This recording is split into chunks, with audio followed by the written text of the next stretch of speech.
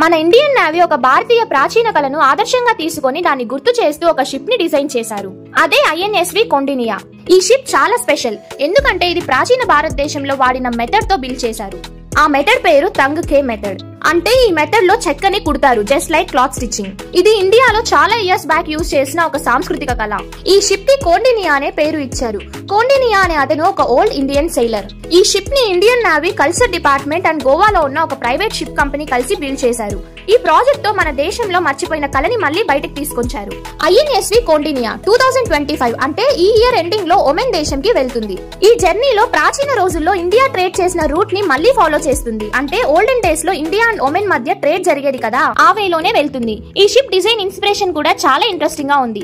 Ajanta cave paintings నుంచి 9th సెంచరీలో Bhojaraju రాసిన book యుక్తి కల్పతారు నుంచి ఇంకా ఫారినర్స్ చెప్పిన ఓల్డ్ ఇండియన్ షిప్ స్టోరీస్ నుంచి డిజైన్ రిఫరెన్స్ తీసుకున్నారు. ఇంకా ఈ షిప్ మీద చాలా స్పెషల్ సింబల్స్ అయితే ఉన్నాయి.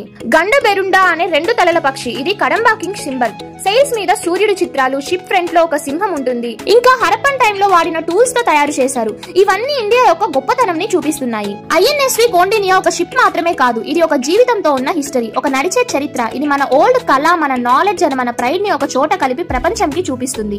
ఈ షిప్ మన ఇండియన్ నేవీకి ఒక గర్వం, మన దేశంకి ఒక ఆస్తి. వీడియో నచ్చితే లైక్ చేయండి. ఇంకా ఇలాంటి మోర్ ఇన్ఫర్మేషన్ కోసం ఛానల్ ని సబ్స్క్రైబ్ చేసుకోండి. See you all, bye by.